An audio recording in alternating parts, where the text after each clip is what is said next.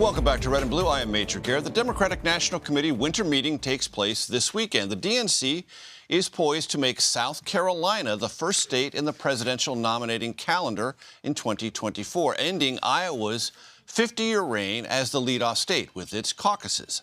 CBS politics reporter Aaron Navarro caught up with South Carolina Chair Trav Robertson about the move. Let's listen.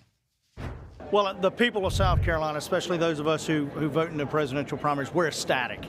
The simple truth is something like this not only transforms the manner in which we nominate our presidential candidate, but it also transforms South Carolina.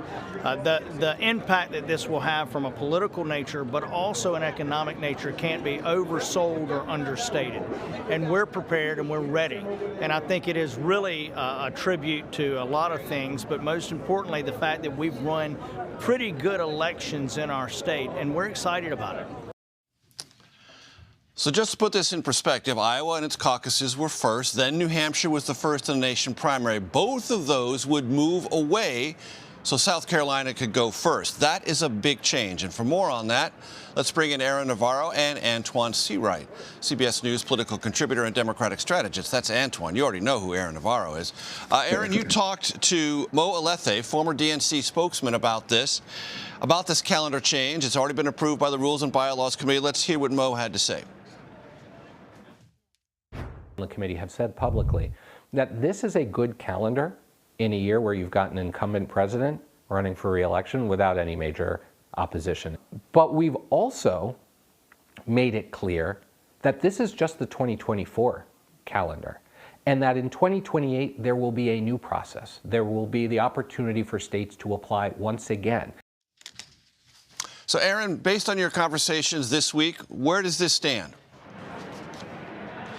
Hi, Major. Thanks for having me. So right now, it is expected that the full DNC will pass the calendar that Biden wants. South Carolina first, as you said, Nevada and New Hampshire after that, followed by Michigan and then Georgia.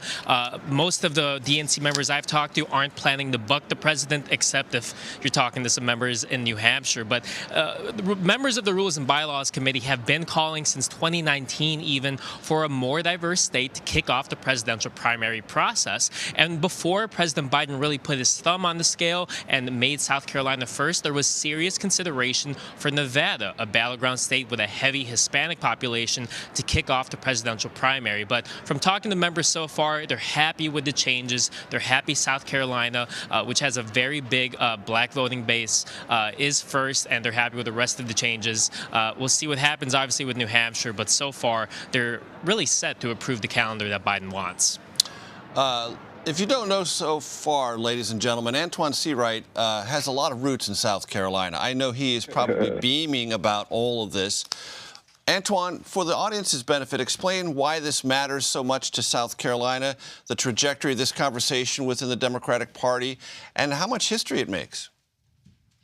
Well, thank you for having me, Major. This bold, visionary proposal by President Biden speaks to demographics and geographics. The truth of the matter is 60% of the people who cast their vote in South Carolina are African American. If you look at the terrain, the political terrain in South Carolina, the state is a combination of urban and suburban and rural. That is very reflective of the terrain, what happens after South Carolina. And from a historical snapshot perspective, you have to look at South Carolina's net worth in the presidential nominating process. Every person who has won the South Carolina nomination on the Democratic side since 1992 has gone on to be our party's nominee, with one exception, and that was neighboring North Carolina's son, John Edwards, in 2004, who did not win South Carolina primary, but he went on to be on the ticket that year.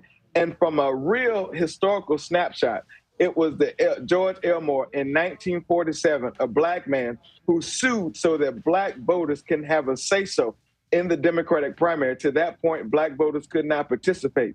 So when this comes full circle and you look at the most loyal, dedicated, and consistent voting bloc in any party in this country, it's black voters. It's a big thank you. And we commend President Biden for his bold, visionary leadership and this proposal putting South Carolina first. Antjuan, it's a two-step process, as you well know. Nomination, then general election. There are those Democrats and either just regular observers who say, yeah, South Carolina, very important in the nominating process for all the reasons you indicated. Not so important in the general election. And there were those, like in Nevada, who would say, wait a minute, we're important in both. Why shouldn't we go first? Well, I'll say this to those folks. I don't care how red or blue any state or district is. You cannot win without strong, deep, and wide support from the Black community. Before you politically walk, you have to politically crawl. The primary is the crawling process when it comes to any given election. And so this acknowledgement that Black voters have an early say-so in this process, I think is a thank you to Black voters as a whole. And I think it sends a strong message about where the Democratic Party is, where it was, and most importantly, what it thinks about the constituency that has delivered time and time again. And so with that being said, there's always going to be pushback when it comes to change in this country, particularly in politics. But I think we can meet those challenges and perhaps the pushback with solidifying this primary proposal that the president has given the DNC. Aaron, you're there in Philadelphia. It is a matter of state law in New Hampshire, and it has bipartisan support. It always has to keep it first in the nation in terms of a nominating primary contest. New Hampshire Democrats are not pleased with this and have used rhetoric that, as I gather, many other members of the DNC across the country are a little bit fatigued with, possibly even more than that. Talk about that.